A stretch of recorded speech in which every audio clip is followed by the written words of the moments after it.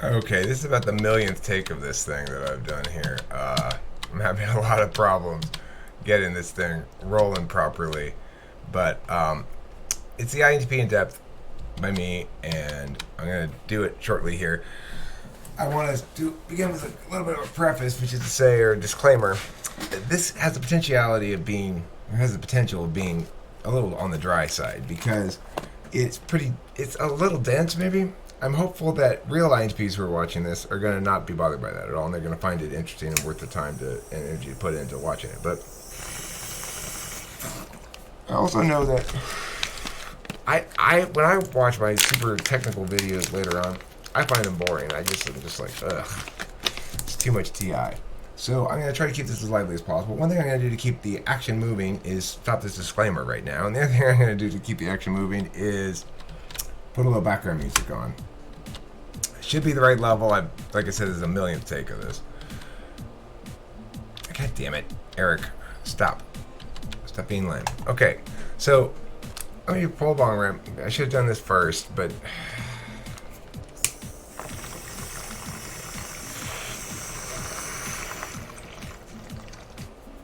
alright. So, to begin the INTP in depth, we need to first begin with frames. Really, there are three planes of existence upon which reality is manifest. The metaphysical plane, which is basically talking, symbols, representational stuff. The physical plane, which is doing shit. And the observational plane, which is you. A good analogy for this is like World of Warcraft. You've got your character who grows in strength and abilities and value over time. The more time you invest into him, the stronger he gets, the more swords he gets, or whatever. That's the metaphysical plane. In a certain specific battle, though, no matter how strong you are, you might be having a rough time of it, or you might not be having a rough time of it, and that's on the physical plane. On the observational plane, that's the actual player sitting behind the controller and doing stuff. So, obviously, you have to have the player for there to be adequate motivation for the game to occur at all. Now, here's some basic details about the respective planes. On the metaphysical plane, all objects are defined. Only definable things can be objects. Time is an object, but it's also part of the engine of the metaphysical plane. That is to say, things occur on the metaphysical plane either in a state of timelessness, where we attribute to something a quality that is inherent to it, or it occurs in terms of ordinality. That is, there's first this happened, then this happened. And there are three expressions of ordinality. Flip-based, which is like if you're reading a book, a novel, and you get into the story so much so that you forget that you're reading even. That's flip-based. It's like watching a movie, really high frame rate, turn-based reality. And then turn-based is the same thing as flip-based, but slower. And then conditionality refers to the backwards-forwards nature of time on the conditional plane. And so you can say if this, then that, but if not this, then the other. Then you're saying that it hasn't happened yet. It can go either way, and we can imagine it going both ways and see what happens. Okay, so on the physical plane, all objects are measured. Only measurable things can be objects. Time is experience. Time goes one way. Time never stops. Time changes speed. Experience is not an object on this plane. Experience is the actual experience that you're having. Time does change speed because as we experience time, how fast it's passing depends on lots of different factors. In fact, if you've ever done speed, you know that time can go very fast indeed if you're all tweaked out, right? So, and you can be sitting somewhere for like 10 hours straight and realize, oh my god, I haven't moved from the spot in 10 hours. Regardless, that experience is not an object. It's the stuff of which, it's the matter of physicality, sort of. On the observational plane is teleological. All objects are purposeful. They're either means or ends. Only purposeful things can be objects. Time is an object. Agents are objects. Experiences are objects. Objects are objects. Observers are objects and subjects. Subjects are objects.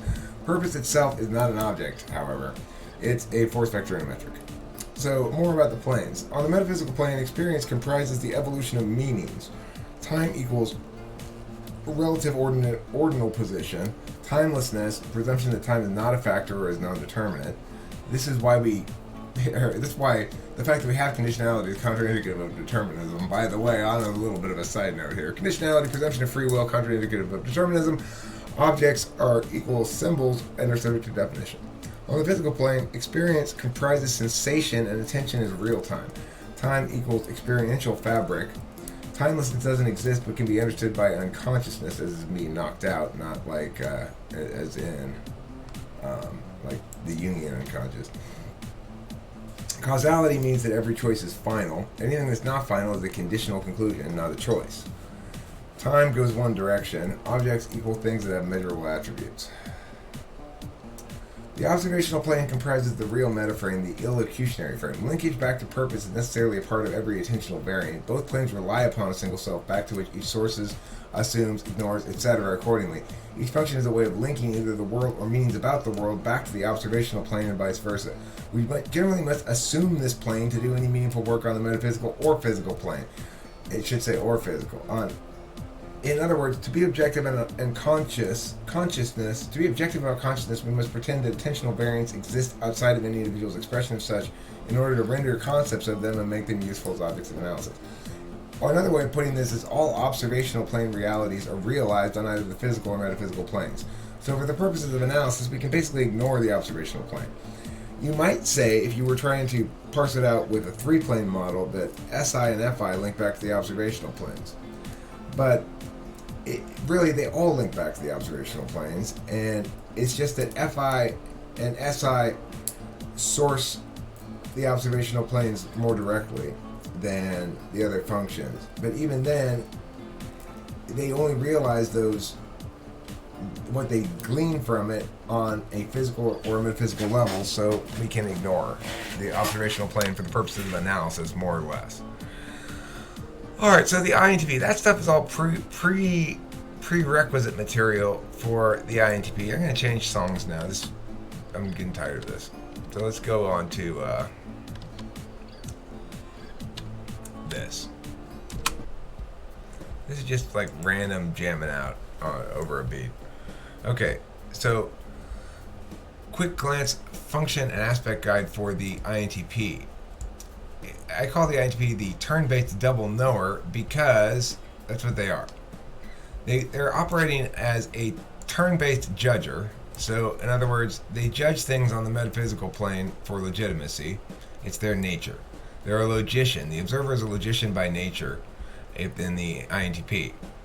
Now, these things here, it means that its dominant function is willful or conscious on the metaphysical plane, and that's also the plane that the INTP prefers. Extroverted intuition is willful and free on the metaphysical plane, and that's also the plane that the INTP prefers. SI is willful and free on the physical plane, but that's not the plane that the INTP prefers. The INTP prefers this one.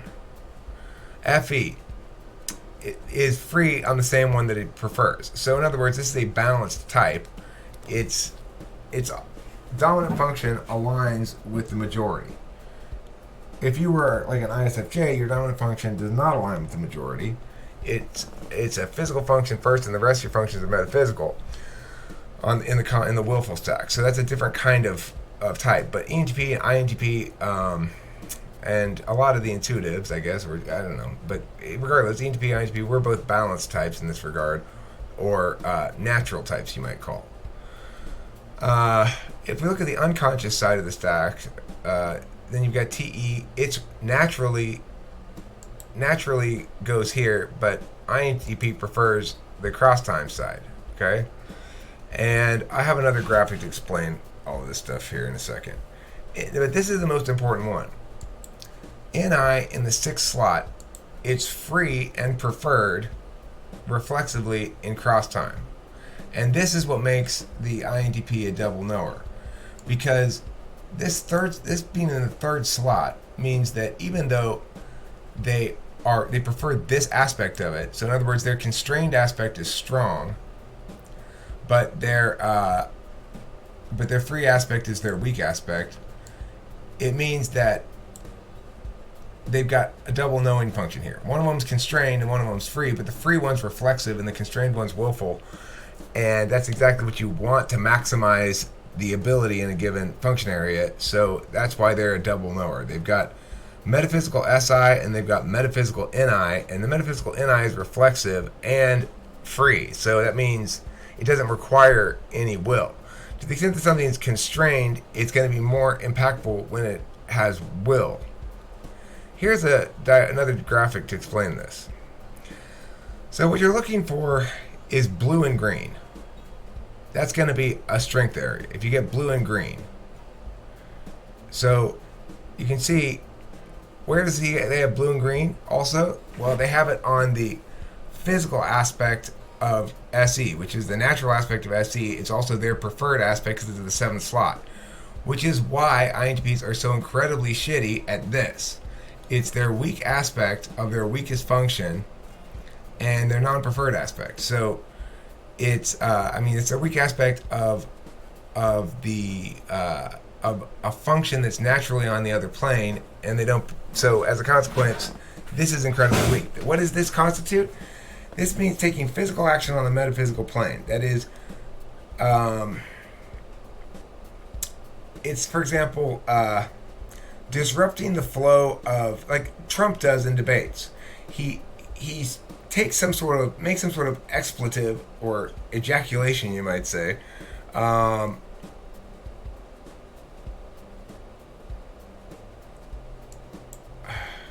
Sorry, I got distracted.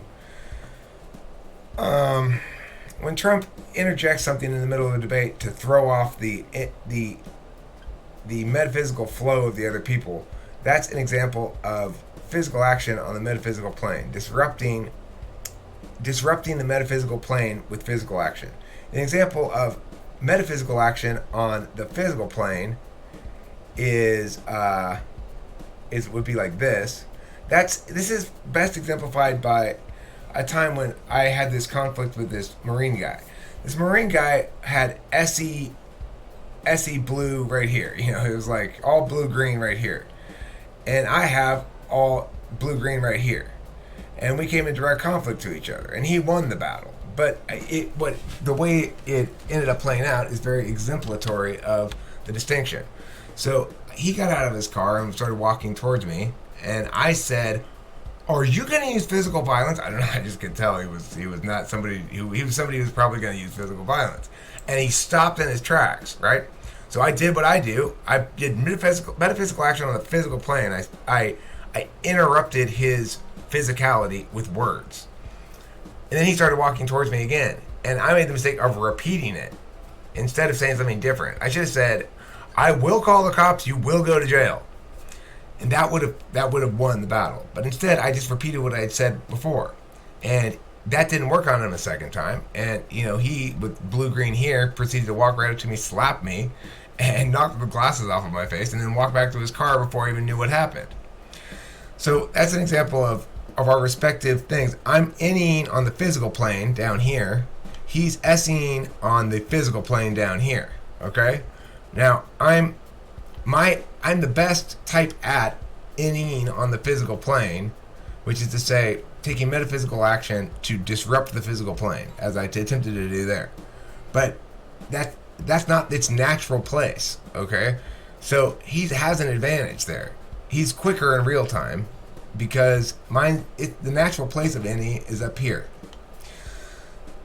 So that helps explain the difference, kind of. Basically, if you think of these ones taking action on the opposite plane, that's a good way to understand aspects in general. It works the same way for all of them, sort of, but it depends on the nature of the function. Okay, so let's look at the INTP's grid here. I hope this is making sense.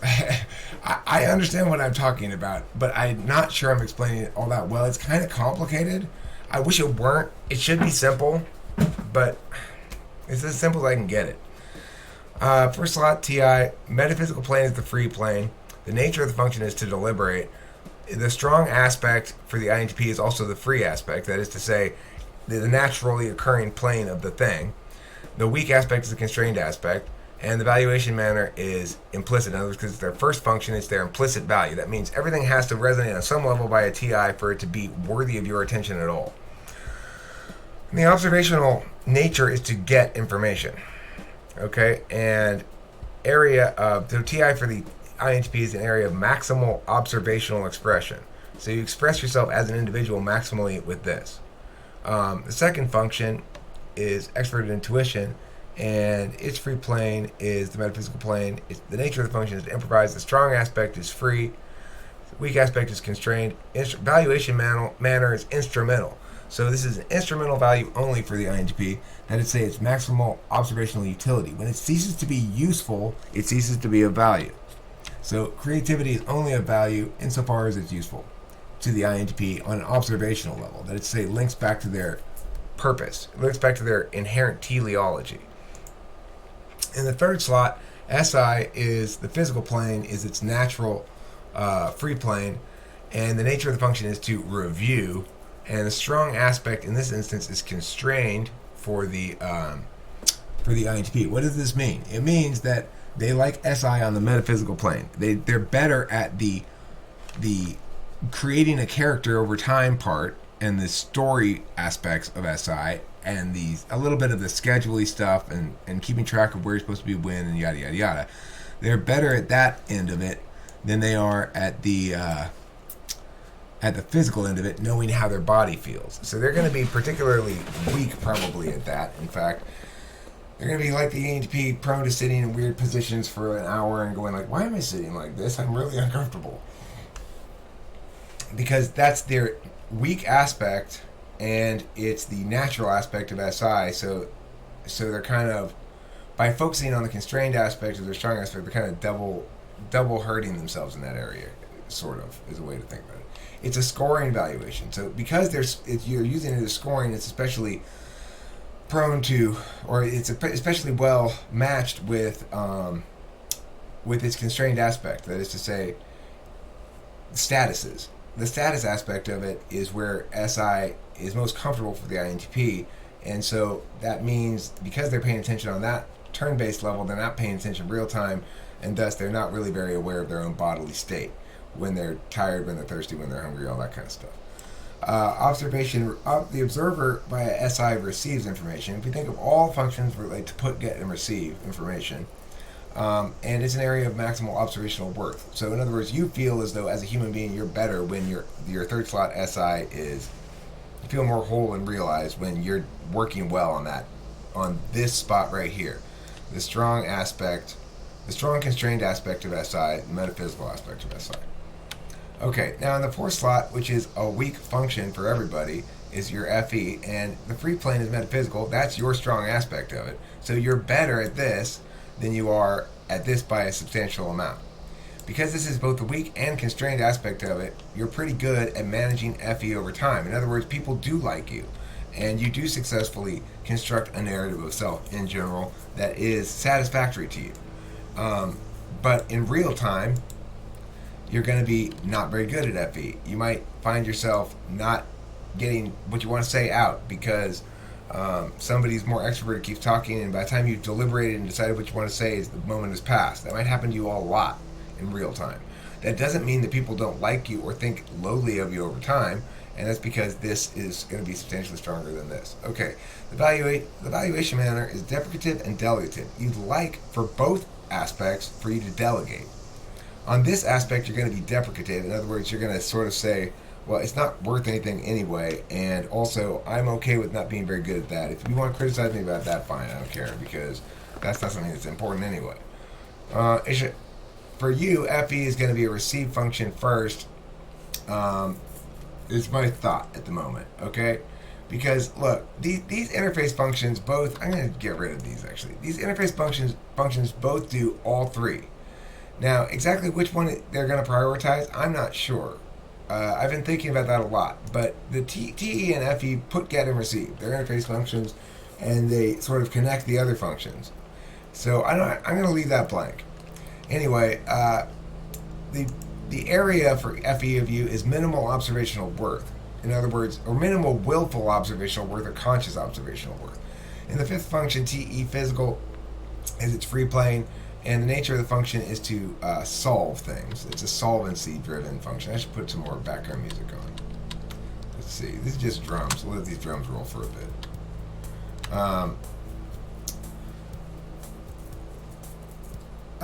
Where am I? Solvency, right. The strong aspect is constrained. That is to say, it does best in real time.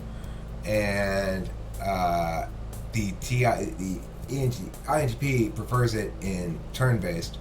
The weak aspect for TE is free, but that's the non-preferred. Because it's weak, it means INTP doesn't prefer it.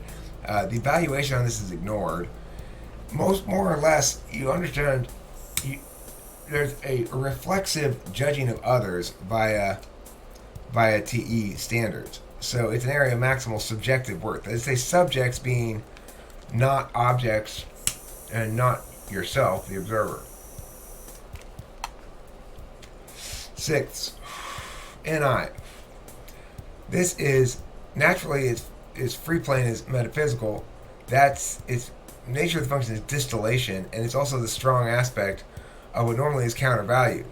But the weak aspect is constrained, and so as a consequence, it's pretty good overall for you. But the observer receives via NI just as they do by SI, and because of the nature, because it's a knowing function here, the counter value, this is the area of maximal observational conflict for everybody, the sixth function. That is to say, preferring this modality conflicts too much with your other shit.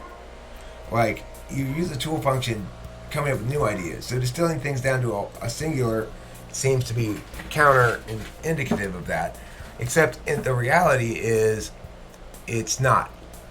It's like, usually it's not, because NE and NI work well together in the same way that SE and SI do. And so it's less of a conflict than, say, me with TE. TE and TI also work well together, but TE does not work well with TI and NE. So that's why the INTP, I call them the double knower, because on this plane right here, they've got an extra blue. I mean, everybody has an extra blue, I think. You know, an extra blue-green, if you consider this one to be functionally, because of its slot in nature, this is a very strong blue-yellow. And this is a very strong light blue-green. So that's why they're the double knower. SE is their seventh function. This is on the physical plane, is the free plane, but their strong aspect is free here, and the reason is because on the seventh function is flipped. Whatever your dominant nature is, that defines all your other preferences, except for seventh, which is flipped, which explains perfectly why INTP is much better at taking physical action on a physical plane than they are at taking physical action on a metaphysical plane. And in fact, they're terrible at that, which is why they never follow through. They don't like to commit to things at all. They're very opposed to committing to things, and the reason is because that's taking metaphysical action. It's taking physical action on a metaphysical plane, and that's their weak aspect, and it's the constrained aspect of SE, and it's their seventh slot function. So they're absolutely terrible at it. Their evaluation is confused, and the observer puts in this capacity. When the INTP puts on this area here in the weak aspect, as I say, it takes physical action on the metaphysical plane, it's maximal backfire. Over here, at least, it doesn't backfire because they're preferring the free aspect anyway. So when they go and do karate or something, that's fine. They like that. They're happy with themselves. It satisfies them. My friend Matt, for example, he went and worked on a farm for a while. That was great. It worked out well for him. He was taking physical action on a physical plane. Because I think the reason is they're so into a deliberation mode on the metaphysical plane that when they try to implement things physically, it runs too afoul of their TI. Because implementing things physically means making significant changes to the metaphysical plane via making physical changes to the physical plane, like a commitment or something. So anyway, that never works for the INTP. And Susie, you're not going to get anywhere with your planner. It's not going to work for you. I mean, it might help a little bit. Don't mean to shit on your parade. Eighth slot, FI. This is where the INTP is secretly the best at. Here's an example of why they're the best at it. They're the best at it on its constrained aspect. That is to say, knowing across time when FI should make the decision for you long term, knowing when to make that kind of commitment, but a different kind of commitment, an emotional kind of commitment, is what INTP is best at. So something like Susie, it's not the most obvious relationship, Susie and Abraham. But Susie took her time with it and chose correctly to choose her feelings as a determining factor and was right about it. So who's going to be the most likely to make wise long-term choices based on their feelings? INTP. Little known fact about the INTP. The type that is most likely to make wise long-term choices based on their feelings. Okay, as indicated somewhat in this, observational is I is understood by I, subjective as I understand everything not I, and objective is as everything not I understands I and not I. So in other words, if it's objective, it's everybody else's opinion. If it's subjective, it's my opinion. If it's observational, it's me. But that's for that table there. Okay, now I'm going to read these descriptions, and maybe I'll change the music again to hopefully keep this thing peppy and spicy. Do a little dance, keep it interesting, right? You'd be like, woohoo, tell some jokes. You ready for some jokes? All right, joking time. Joking time. It's time to joke. It's time to joke. Everybody go ahead and poke, because it's time to joke. It's time to joke. It's joking time. Yeah. All right. Did that liven things up a bit? To keep things interesting? All right, now let's read this. Social. An overall description of the INTP. So the INTP or LI personality type expresses in many ways that are often sharply contrasting. On the one hand, this type can be highly successful socially, while on the other hand, many individual INTPs privately struggle mightily with issues of perception management. It can be exacerbated by a deep and abiding need to construct a narrative that's self-consistent with their aspirational self. In a cruel but typical cognitive function of reality, attempts by the INTP to willfully execute a decided course generally blow up. It's almost as though the work itself must be an act of improvisational greatness ideationally, and that said gust of energy must carry the INTP straight through the implementation before the INTP realizes he or she is accomplishing something impactful. Approach. So it is necessarily with those of us most capable of deliberation. They who consider it most are least prone to hasty action, just as those most prone to hasty action are least prone to timid hesitancy. Yet, any such characterization of the INTP, who is by nature more wary than timid and more deliberate than hesitant, would be reductive. The aspects provide a possible explanation as to why. SE aspects. SE and its metaphysical aspect is about the same core value that its physical SE values. Impact. The reason SE expresses as follow-through is that few actions in the moment are one-offs. To start to dig a hole is to commit to at least a couple of specific and distinct other actions. You'll have to deal with the hole, determine if it needs to have a warning sign, fill it back in, etc. SE likes to complete singular packs of steps to complete an action in one fell swoop. It gets less successful following through the longer the time frame, because it's not its natural aspect. So, time for bong rips. I know we just took a break. Let me just pull a bong rip. INTP isn't so bad at the real-time aspects of SE. Lots of INTPs do stuff, but all of them are loath to commit themselves long-term in ways that will require a lot of non-creative follow-through. This is so because the constrained aspect of the function, the long-term follow-through aspect, is double weakened in the INTP. They both can't do it willfully and know that their willful efficacy lags far behind their comparative potential, as compared both to actualized versus potential conversions of time spent to outcomes achieved, and compared against the potential efficacy of others. This prompts more deliberation, more avoidance, or both. Hence, must the INTP learn to trick himself into being effective, or herself. That was a fairly wordy way of saying what I was saying. I was trying to get it all like in one sentence, you know. That's it for that song. We're taking a lot of breaks. I didn't really take the bong hit break yet, though. So, here. While I take the bong hit break, you can listen to Whack MC.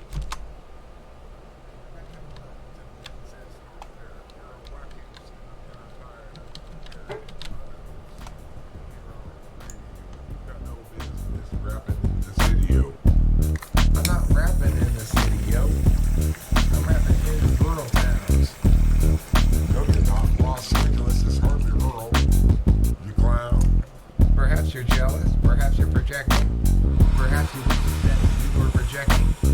Wait a minute, the rate that I must be, given that I'm such a cool rapping MC. Listen, Eric, you're not projecting shit. Women come up to you and they spit. And they say you're old and stupid as well, and you're ugly, and I wish you would go to hell. Well, they don't say that to me very often. After all, I don't bother them and boss them around and ask them to leave. I don't tell them that they should stab themselves with trees. Well, why would you say anything like that? Even if a woman wishes for fat, why would you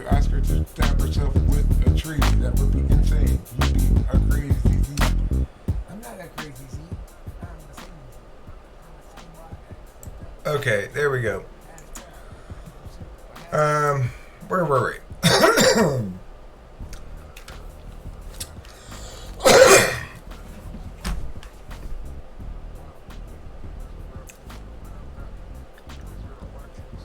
Host Eric, you're a whack MC. You most wackily. Why would you interrupt me when I'm fapping? NI is the INTP secret strength. Because the strong aspect is the free aspect, NI metaphysical mostly creates no value conflicts. NE works off of NI holes, and the interaction between the two knowledge functions SI third and NI sixth, with the metaphysical putting NE strong aspect being free, the metaphysical reception NI strong aspect M being free, and the metaphysical getting TI being free. INTP are uniquely enabled to coordinate the 6-slot strong aspect into their net cognitive processes without conflict. As a consequence, however, they are uniquely weak at utilizing the weak aspect of NI. For example, realizing that you should step out of the way of the train hurtling towards you. So if, someone's lost in their head and gets hit by a train, there's a decent chance that it's the INTP showing just how bad it is at real-time NI. They're stuck in their head, they're thinking about whatever little philosophy things they're thinking about, and they get hit by a train. Very terrible tragedy. INTP aspects. INTP is actually mostly effective at managing perceptions over time. They find this matter fretfulness inducing, but nevertheless handle it pretty well. They don't handle FE dust-ups well in real time. FE constrained, INTP's weak aspect. Even though creative metaphysical action is their tool function, they are receiving information from two knowledge functions, sometimes in conflict with each other. This additional step in decision-making means that real-time NI, pulling the trigger at the right time and not too late, will consistently fail them. As a consequence, to wish to wholly delegate real-time FE to anybody who will take the job they wish,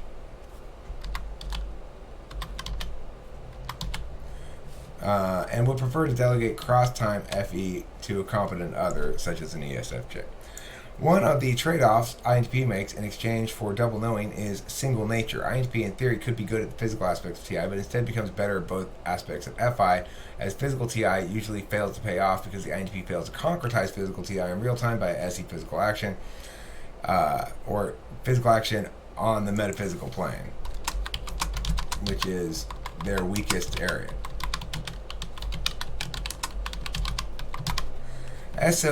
SE free, the strong aspect of the INTP, expresses the metaphysical action of the INTP and thus not weak aspect of TI. And thus not the weak aspect of TI.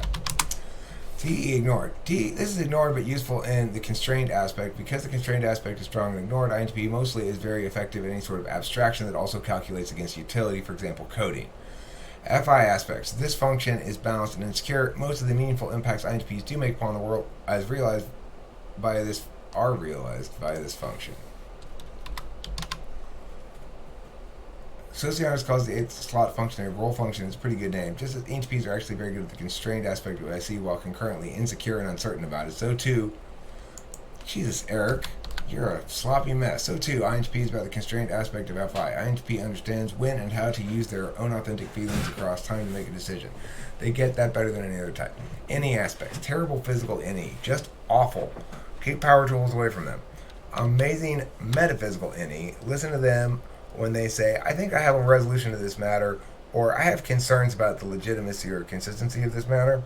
Take that very seriously. If you're dealing with a real INTP. Real INTPs, by the way, are rare. Most people who think they're INTPs are not INTPs.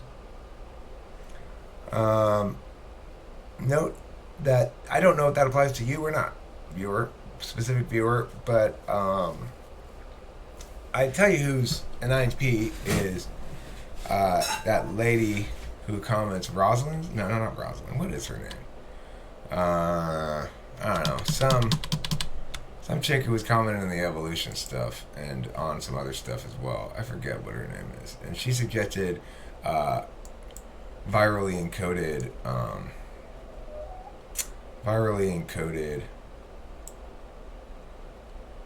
DNA changes rather than mutation as a possible engine.